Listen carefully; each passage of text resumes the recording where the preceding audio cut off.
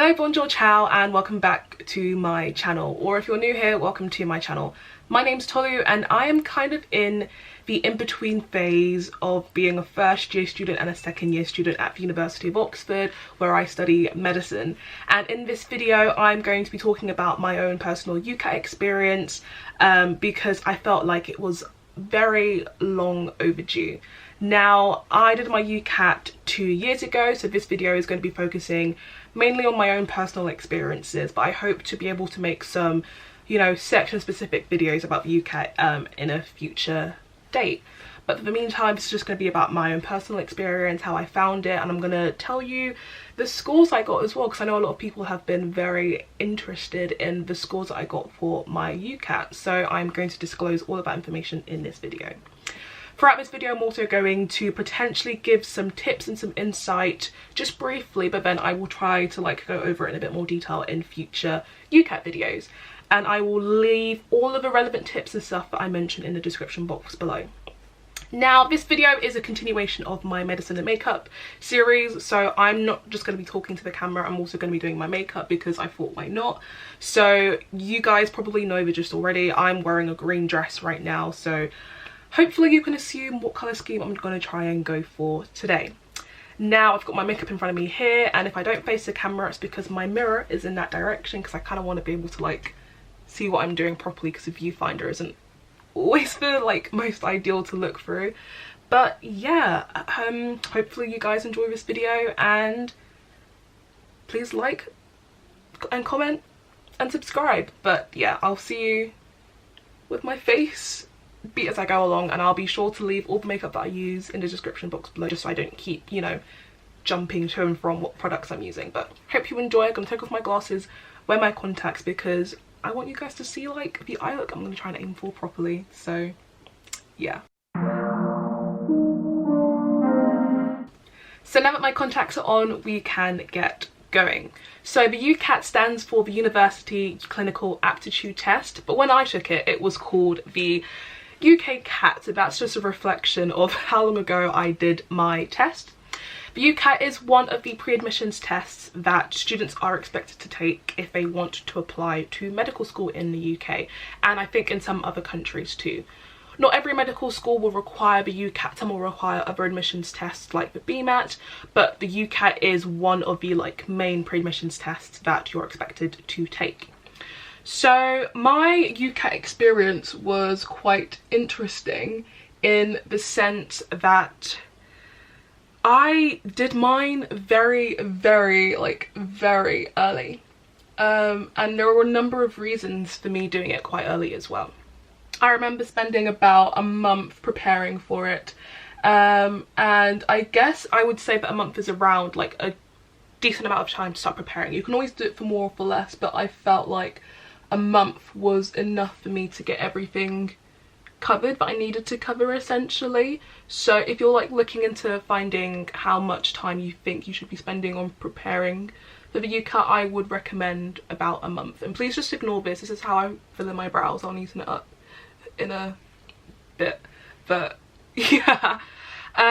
So I think I booked my UCAT test a week after the first tests had begun.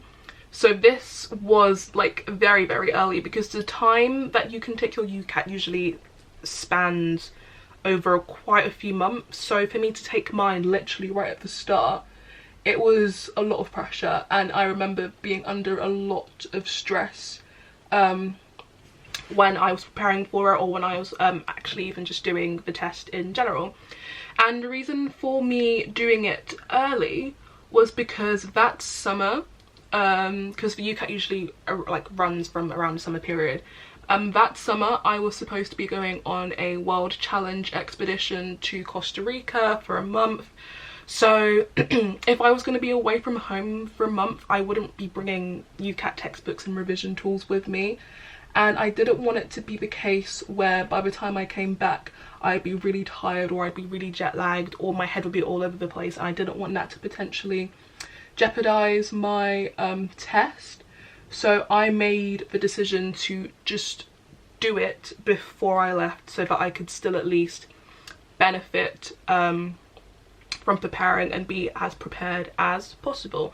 So I started preparing for my UCAT around mid-May, June-ish, maybe? Yeah, around mid-May, June.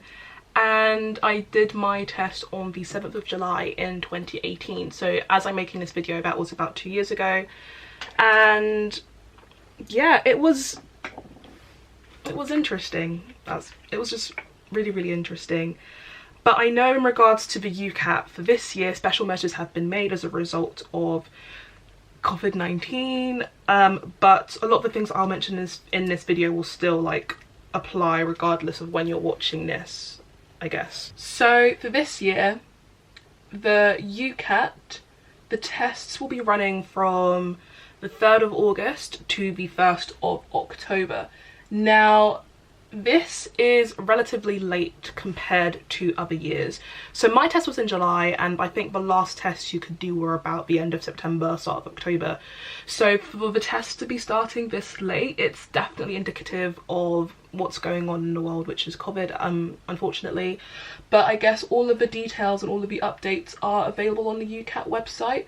So I do recommend you keeping an eye on the things that they say on there, because it will give you all the information about the test dates, what the test will entail, what resources you'll be given, and how you'll be able to take the test, and so on.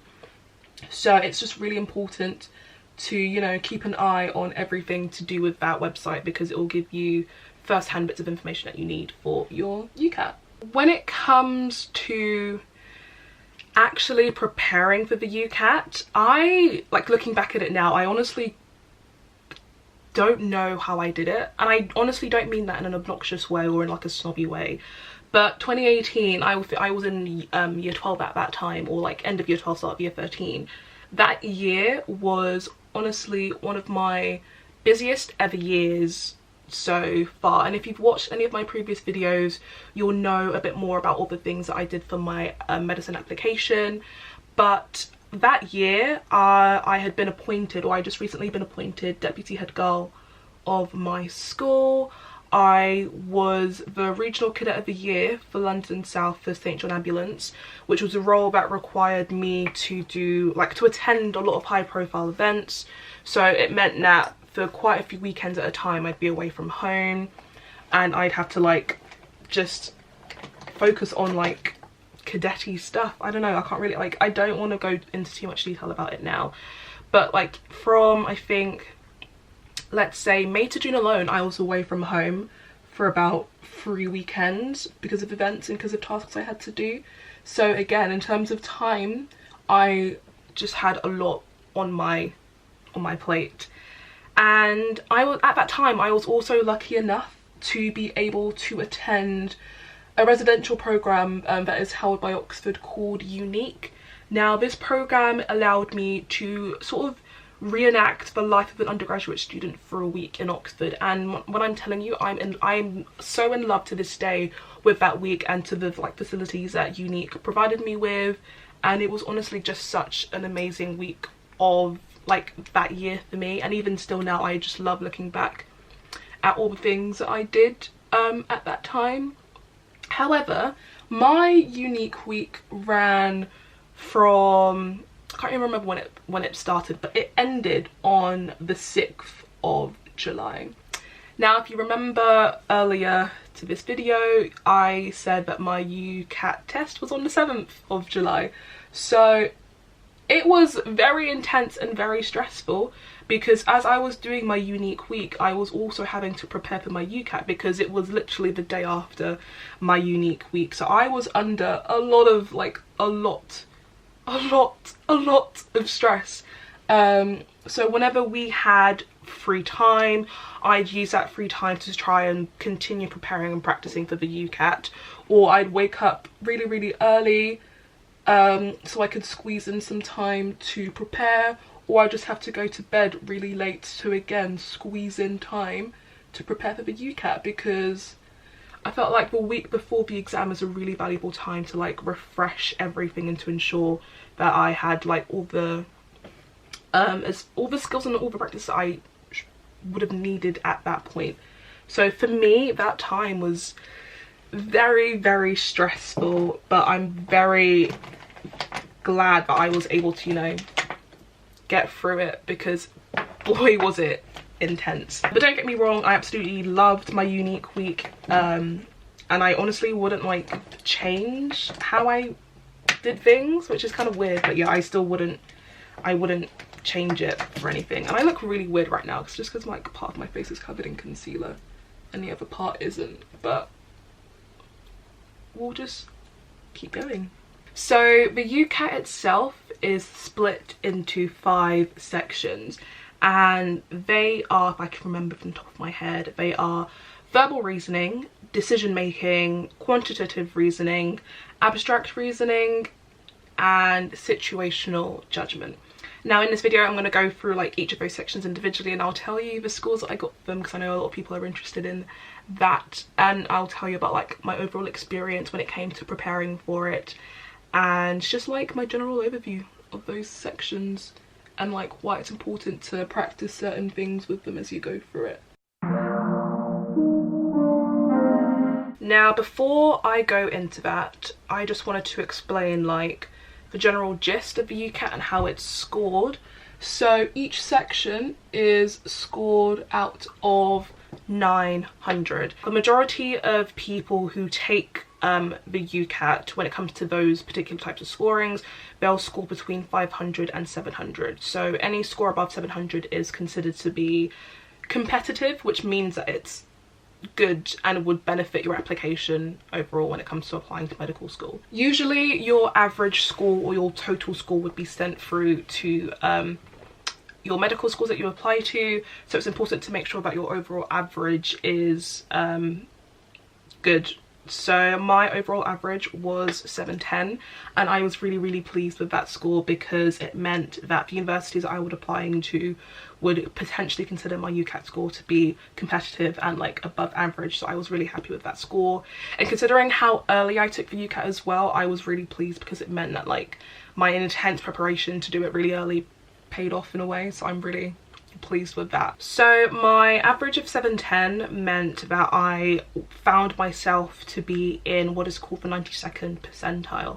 Now all the test takers of the UCAT in your particular cycle, which is like the year that you do it, they will be you know, ranked according to what scores that they got. Me being in the 92nd percentile meant that I was in the top 8% of people who did the UCAT that year. Situational judgment isn't scored in the same way as the other sections, and that's because it's scored in bands. So it's scored from band 1 to band 4, where with band 1 essentially being the highest that you can get. Now situational judgment is a really important section, because a lot of universities, if you don't get a particular band and up, they won't even consider your application further, because a score of band 4 is relatively concerning, because that whole section is meant to judge how you'd handle particular situations. So if you can't pick the answers like correctly, then it kind of puts you just not in a good position, and a lot of universities just won't consider your application any further than that. So I think for quite a few universities the minimum is a band 3 and up, so yeah. But I know that a lot of people, well, the average is usually a band 2, and that's usually what the vast majority of students get. So when you're preparing for the UCAT, it's important to try and at least aim for a band 2, so you can like be secure in your application in a way. For my situational judgment, I got a band 1, and I was really pleased with that. But I guess like your overall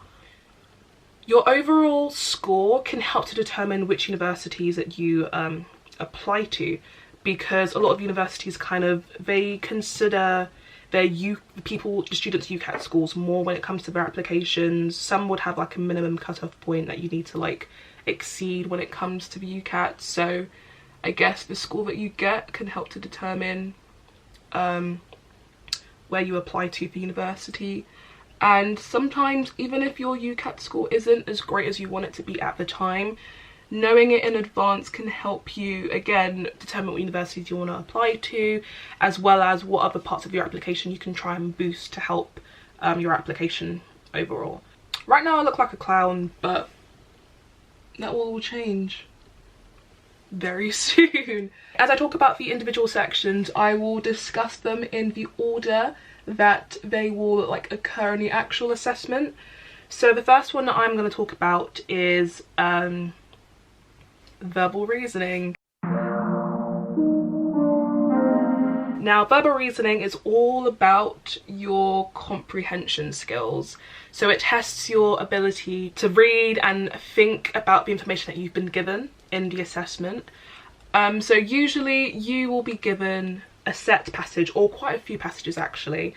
You'll be given some passages to read and you have to draw some conclusions based off of only those passages, like only those passages.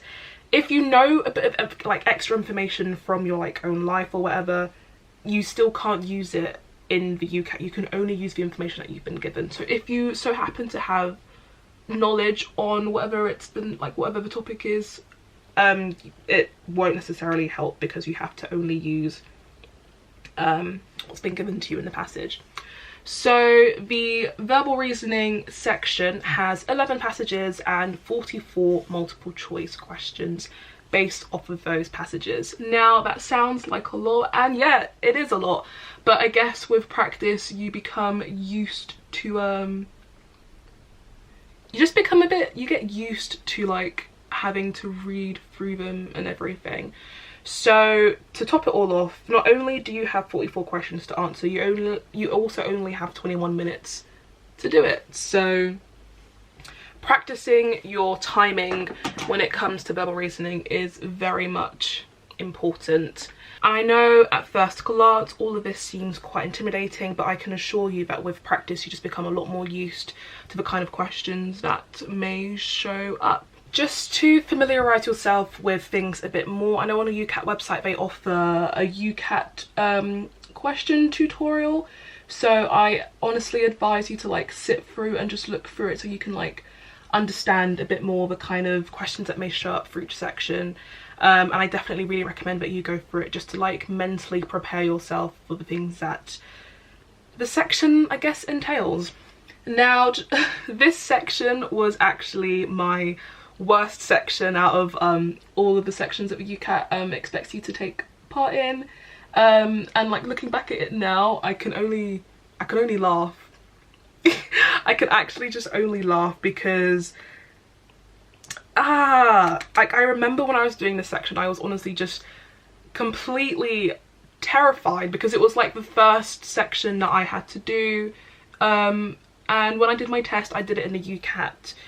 I did it in the Pearson View Centre, and I already didn't have a great experience at that place because it's where I did my driving theory test. So I feel like me associating that experience with this UCAT again just didn't really help me at all when I first did my UCAT. So it definitely reflected in my overall score, so I can only really like, I can only laugh as I look back at it. But yeah, I guess like my state of panic and anxiety during that first section didn't help me at all, and it definitely showed in my overall score. I mean, my score wasn't bad. Like I'm gonna put it out there now. My score wasn't bad, but in comparison to the other scores I got, it wasn't the same. But yeah, overall for that section I got a 640, which is a good score, but like I said before, in comparison to the other sections that I did, it just wasn't the best. Now in terms of my top tips for this section, I would honestly just say to skim the passage, because first of all you've only got 21 minutes and it's not enough time to like go into all of those passages in detail. So definitely do just skim the section so you at least have a general overview of what it's about and like what different parts of the passage say. Definitely keep an eye out for keywords as well, because that will help when you're going back to your questions. Now I guess in terms of skimming, still at least try and find like a general understanding of the passage and like try and figure out what it means overall, which I think is quite difficult, but again with practice you'll get more and more used to this approach, so look out for that. The next section that I'm going to talk about is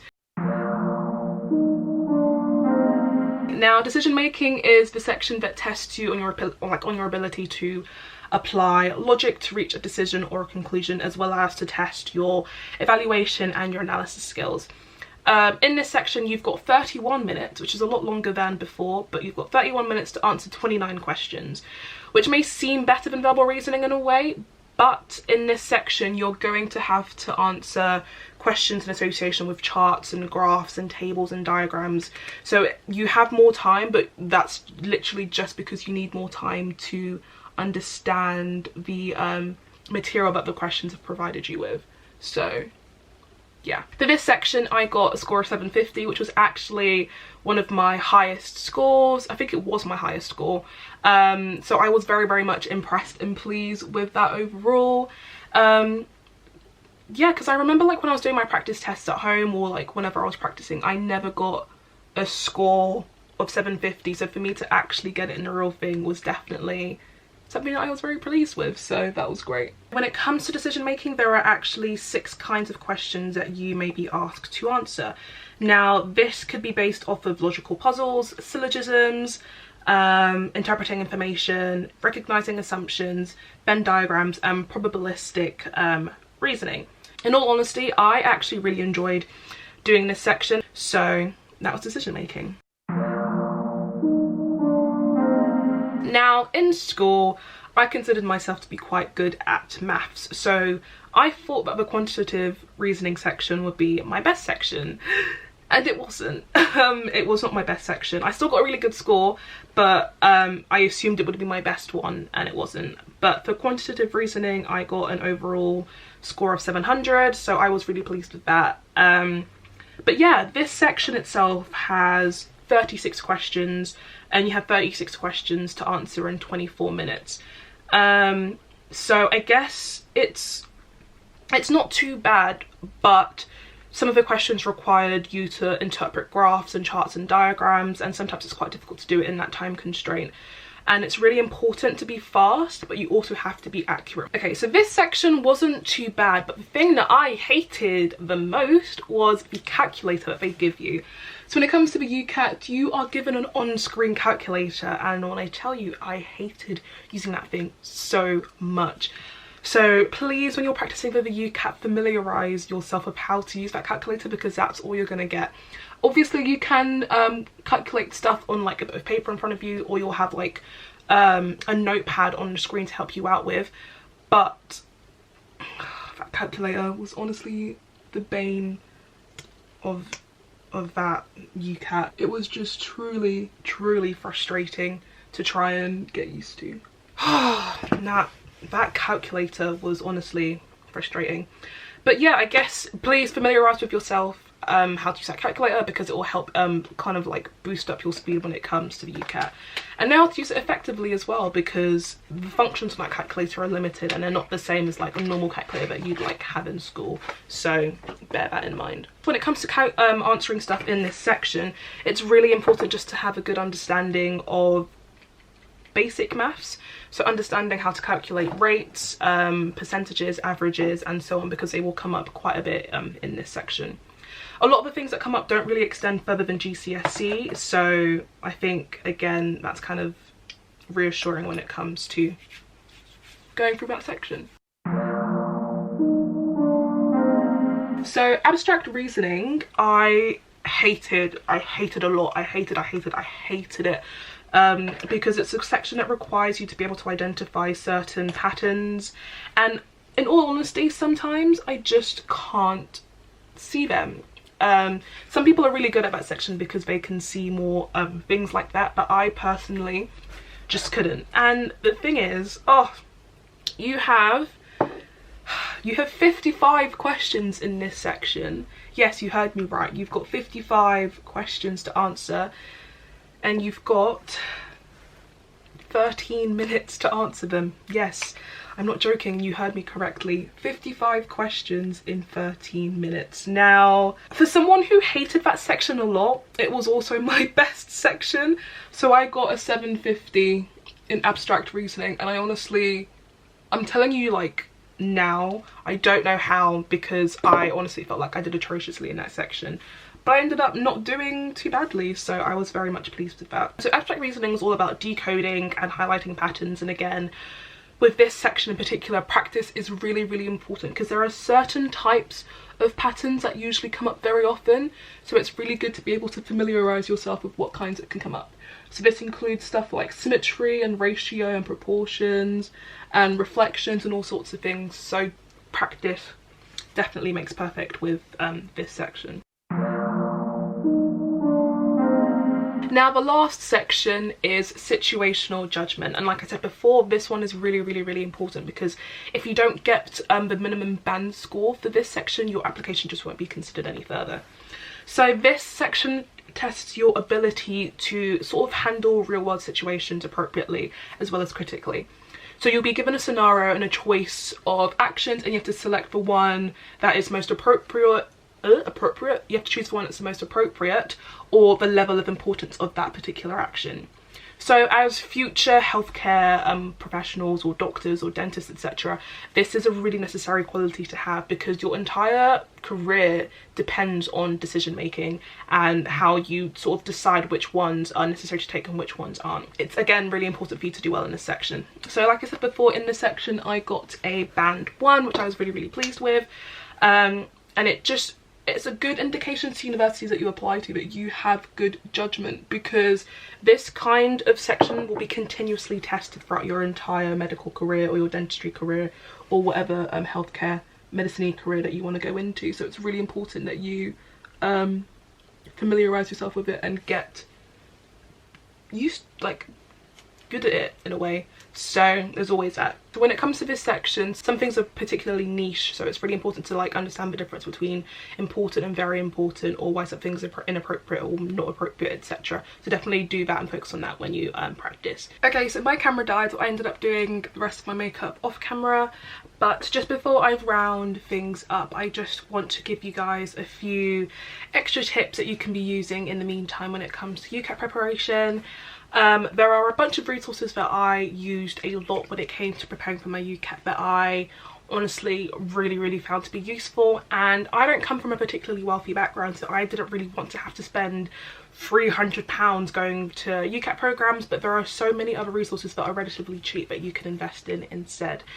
One thing that I used in particular was a website called Medify. Now, Medify offers more than just UCAT preparation tools. It has BMAT stuff, interview stuff, personal statement stuff, and so on, but I just used it for the UCAT stuff. So basically, they have a price plan according to how many months you want to be using the website for. So I used their fast course. I can't remember what the actual title was, but it was about £45 for a month access, because that's the time that I gave myself to prepare for my UCAT overall.